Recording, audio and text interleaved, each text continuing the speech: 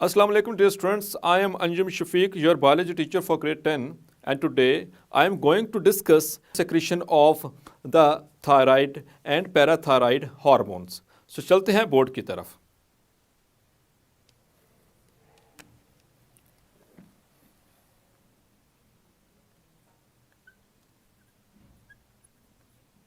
Parathyroid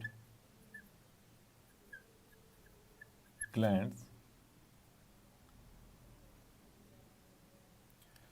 तो इनकी abnormalities के वाले से हम बात करने वाले हैं.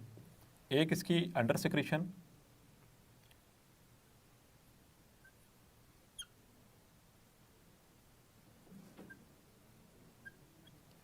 और दूसरा इसकी over secretion.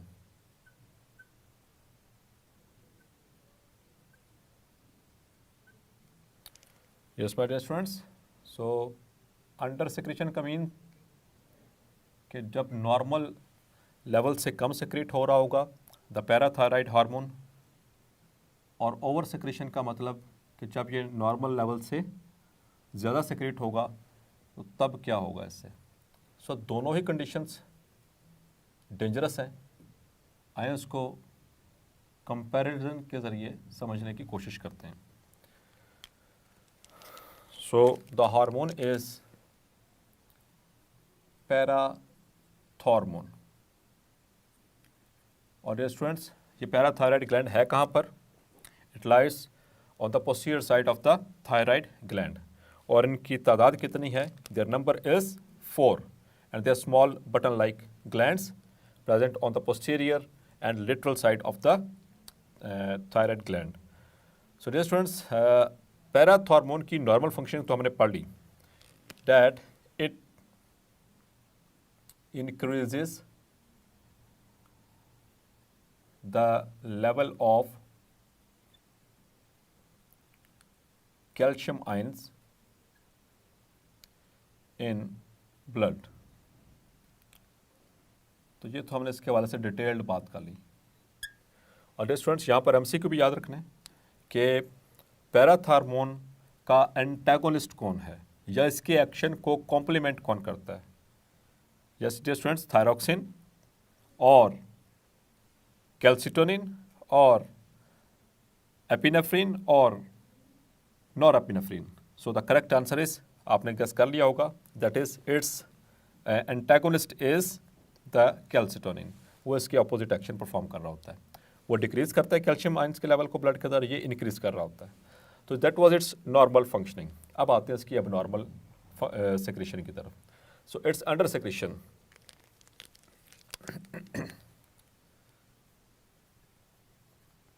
When parathormone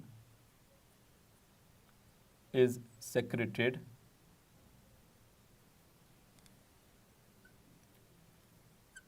below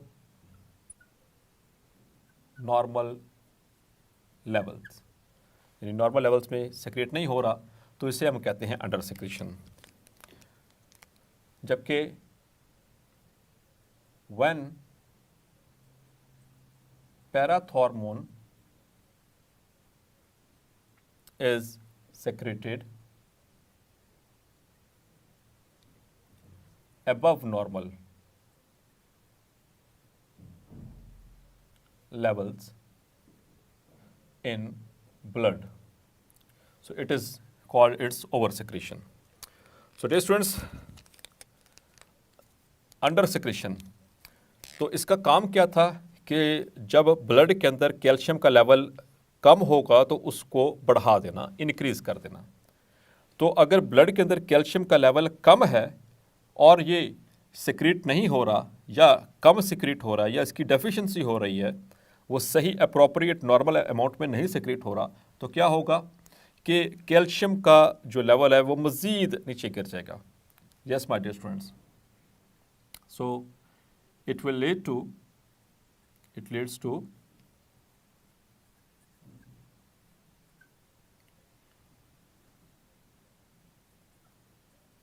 low levels of calcium ions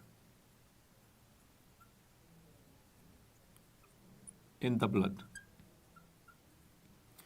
और इस कंडीशन को क्या कहते हैं dear students? This is called as hypocalcaemia.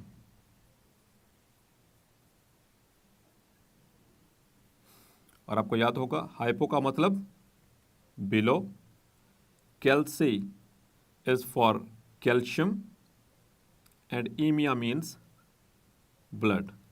मतलब कि ब्लड के अंदर कैल्शियम का लेवल कम हो जाता है अगर इसकी अंडर सेक्रेशन होगी पैराथॉर्मोन की।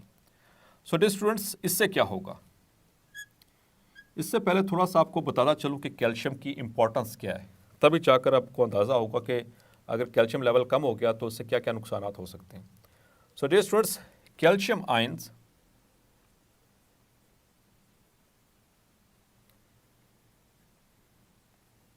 Are required for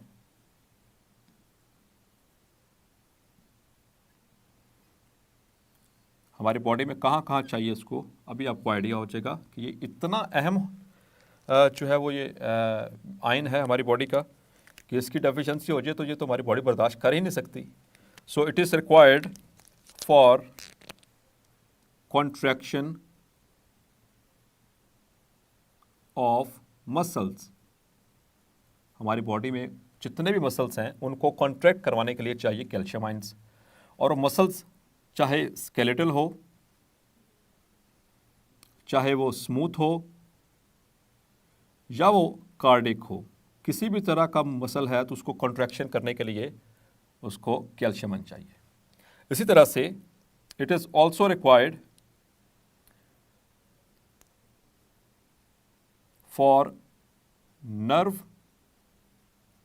impulse transmission. और स्टूडेंट्स, नर्व इम्पल्स क्या था? It is a wave of electrochemical changes that travel along the length of the neurons. तो ये बेसिकली मैसेज है जो रिसेप्टर से जा रहा है टुवर्ड्स द कोऑर्डिनेटर्स और वहाँ से आ रहा है इफेक्टर्स तक। तो ये मैसेज कैसे जाएगा? नर्व इम्पल्स की शक्ल में। तो नर्व इम्पल्स को ट्रांसमिट करने के लिए एक न्यूरॉन से दूसरे न्यूरॉन में, दूसरे से तीसरे में, ऑन एंड ऑन, और इवन के इफेक्टर्स को भी उनके अंदर एक्शन शुरू करवाने के लिए नर्व इम्पल्स की ज़रूरत पड़ती है। तो अगर नर्व इम्पल्स सही तरह से ट्रैवल नहीं करेगी तो मैसेज नहीं पहुंच पाएगा, ना रिसेप्टर से कोऑर्डिनेटर्स तक और ना ही कोऑर्डिनेटर से वापस इफेक्टर्स तक। सो it will create a great problem. इसी तरह से the calcium is required for normal growth of bones, हमारी हड्डियों के लिए, प्लस टीथ, हमारे दांतों के लिए भी। तो इसके अंदर कैल्शियम चाहिए। इसी तरह से dear students, calcium it is also required for blood clotting. अगर हमें कुछ छोटी मोटी इंजरी हो जाती है, कुछ चोट लग जाती है, कट लग गया, ब्लड बाहर आ रहा है, तो ब्लड को क्लॉट करवाने के लिए कैल्शियम की जरूरत पड़ती है। यस माय डियर स्टूडेंट्स, हमारी बॉडी के अंदर जो ब्लड है उसमें तकरीबन 12 क्लॉटिंग फैक्टर्स हैं, वो प्रोटीन्स हैं जो कि ब्लड को क्लॉट करवाती हैं जब हमें चोट लग जाए। उनमें से एक क्लॉटिंग जो फैक्टर है वो कैल्शियम है। तो इसके बगैर क्लॉटिंग भी सही तरह से नहीं होगी। So it may lead to a huge blood loss. So ये कुछ इंपॉर्टेंट पॉइंट्स थे जो कि मैंने आपसे डिस्कस किए रिगार्डिंग द कैल्शियम आयंस। तो अब हम देखते हैं कि अगर कैल्शियम आयन कम हो गया हमारे ब्लड में तो उससे क्या क्या नुकसान हो सकते हैं। तो कैल्शियम आयन अगर कम हो गया तो it was required for the contraction of the muscles, जैसा कि आप यहाँ पे देख सकते हैं। So it leads to tetany. It leads to tetany. Yes my dear students. So tetany क्या है? It is the sharp contraction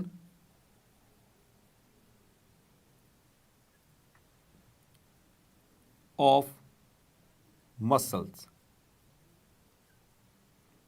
Especially, it leads to flexion of wrist plus flexion of ankle joint. तो यहाँ पे तो flexion करवा दी। अब dear students, ये पहले फ्लैक्शन को डिस्कस करता चलो। आपने सुना होगा फ्लेक्शन एंड एक्सटेंशन। ये दो तरह की मूवमेंट्स हैं जो हमारे मसल्स परफॉर्म करवाते हैं। लेट्स सपोज ये देखें, लुक एट माय आर्म। तो जब मैं इस आर्म को बेंड करूंगा टुवर्ड्स द शोल्डर, जब मैं इस आर्म को बेंड करूंगा towards this shoulder, this is called as flexion. यानी कि bending of bone at joint is called as flexion. और अगर इसको मैं सीधा करूंगा at this joint, elbow joint, so this will be called as extension. Clear students? तो यहां पर फ्लेक्शन किसकी हो रही है? एक तो रिस्ट ज्वाइंट की और दूसरा एंकल ज्वाइंट की। ये बड़ी पावरफुल फ्लेक्शन है। यानी कि जब टेटनिक अटैक होगा, किस वजह से? Due to low calcium ions in the blood, तो ये एंकल ज्वाइंट, रिस्ट ज्वाइंट फौरन ऐसे अंदर की तरफ ऐसे फ्लेक्स हो जाएगा। इस रिस्ट ज्वाइंट की फ्लेक्शन किस तरह से होगी? ऐसे अंदर की तरफ। तो ये अंदर की तरफ ऐसे दोनों जो है हाथ, हमारे हैंड मुड़ जाएंगे और बहुत पावरफुल फ्लेक्शन है ये। इसी तरह से हमारे जो फुट हैं वो किसके साथ जुड़े हुए? वो एंकल ज्वाइंट के साथ। तो एंकल ज्वाइंट ऐसे ऊपर को हो जाएगा। तो एंकल ज्वाइंट की फ्लेक्शन ये ऐसे होती है। जैसे आप बाइक चलाते हैं तो बाइक में जब हम गियर निकालते हैं ऐसे पीछे की तरफ, तो वो मूवमेंट कहलाती है the flexion of ankle joint. तो ये लो कैल्शियम आयन होने की वजह से जो टेटनी होगी उसमें एक तो रिस्ट ज्वाइंट की फ्लेक्शन अंदर की तरफ और जो एंकल ज्वाइंट है वो ऐसे ऊपर की तरफ, जैसे ऐसे लेग के ऊपर की तरफ हो जाएगा। Number 2, it leads to cramps. Cramps का नाम तो आपने सुना होगा डियर स्टूडेंट्स। क्रैम्प कहते हैं इनवॉलंटरी कंट्रैक्शन ऑफ मसल्स। हमारी बॉडी के किसी भी हिस्से में मसल्स खुद ब खुद ही अगर वो उनका एक पूरा ग्रुप कॉन्ट्रैक्ट कर जाए और वो इस तरह से कॉन्ट्रैक्ट करे कि पेन हो। बाज़ औक़ात होता है कि रात को सोते हुए एकदम से टांगों के अंदर वैसे खिंचाव सा महसूस होता है और पेन होना शुरू हो जाती है, सो उसे हम क्रैम्प्स कहते हैं। Yes, my dear students. So it is the involuntary contraction and painful contraction of a group of muscles. तो जो एक एरिया के ग्रुप ऑफ मसल्स होंगे उनकी पेनफुल कंट्रैक्शन जो होती है that is called as cramps, जो कि टेटनी की अलामत है। इसी तरह से डियर स्टूडेंट्स, कन्वर्जन्स। कन्वर्जन्स आमतौर पर हम सादा लफ्ज़ों में किसको कहें तो वो दौरों का पढ़ना होता है। इसमें भी क्या होता है कि यहाँ पर क्रैम्प्स में तो सिर्फ एक ग्रुप ऑफ मसल है, वो हाथ का हो सकता है, लेकिन आमतौर पर जैसे टांगों के या पेट के मसल्स। लेकिन जो कन्वल्शंस हैं इसमें पूरी बॉडी के ऑलमोस्ट जो मसल्स हैं, ख़ास तौर पर स्केलेटल मसल्स, उनके अंदर इनवॉलंटरी कंट्रैक्शंस स्टार्ट हो जाती हैं, जिसको हम कहते हैं झटके लगना, वाइब्रेट होना, बॉडी का शेक होना। So that is what we called as convulsions. So dear students, अब आते हैं इसकी ओवर सेक्रेशन की तरफ। तो जब पैराथॉर्मोन सेक्रेट होता है अबव नॉर्मल लेवल्स में, तो क्या होगा? इसका नॉर्मल फंक्शन क्या था कि इनक्रीज करता है कैल्शियम आयंस के लेवल को। तो जब ये अबव नॉर्मल लेवल सेक्रेट होगा तो ये क्या करेगा? It will lead to hypercalcaemia. Yes my dear students, यहां पर अंडर सेक्रेशन की वजह से क्या हुआ था? हाइपोकैल्सीमिया। जब ओवर सेक्रेशन होगी तो क्या होगा? ये इसका नॉर्मल फंक्शन तो था कैल्शियम लेवल को इंक्रीज करना, लेकिन जब ज़रूरत से ज़्यादा सेक्रेट हुआ तो कैल्शियम के लेवल्स को एबनॉर्मल हद तक हाई कर देगा। तो इस कंडीशन को कहते हैं हाइपर कैल्सीमिया। हाइपर का मतलब इंक्रीज्ड। डियर स्टूडेंट्स, ये मैं जो ऊपर की तरफ एरो का जो साइन बनाता हूँ, ये बेसिकली इसका मतलब होता है इंक्रीज्ड, और अगर नीचे की तरफ डाउनवर्ड एरो बनाऊँ जैसे कि यहाँ पर, तो इसका मतलब होता है डिक्रीज्ड और लो। So hyper means increased, calci means calcium, and emia means blood. In short, it is increased level of calcium ions in the blood. So dear students, ये dangerous हो सकता है. It could be dangerous. तो ये किस तरह से मतलब कि कैल्शियम के लेवल को नॉर्मलाइज करता था? याद करें ज़रा। तो पैराथॉर्मोन कहाँ पर एक्ट कर रहा था जाकर? It was acting upon the bones.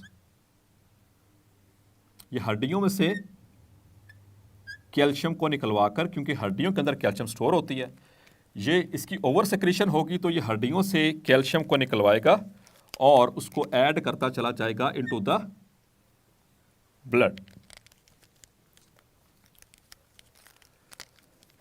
So calcium ions यहां से निकलवाकर और कहां पर ऐड कर रहा है? Into the blood. तो ब्लड के अंदर कैल्शियम का लेवल एबनॉर्मली हाई हो जाएगा। So this is called as hypercalcaemia. तो ये तो बड़ी डेंजरस कंडीशन है। ये मुसल सिक्रीट होता जा रहा है और निकलवाता जा रहा है इसमें से कैल्शियम को। जब कैल्शियम इतनी ज़्यादा निकलना शुरू हो जाएगी हड्डियों से, so it will lead to weakness of bones, हड्डियां कमज़ोर हो जाएंगी, वीकनेस ऑफ बोन्स। और डियर स्टूडेंट्स, इसकी वजह से क्या हो सकता है, it may lead to rickets.